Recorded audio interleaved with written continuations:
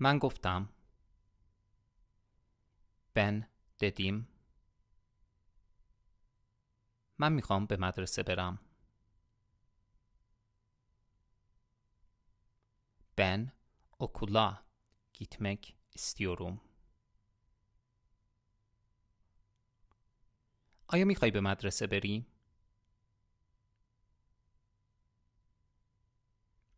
Sen okula gitmek istiyor musun؟ او گفت. او dedi. من نمیخوام به مدرسه برم. Ben okula gitmek istemiyorum. الان، şu an.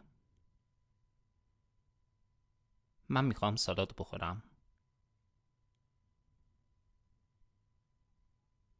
Ben salata yemek istiyorum.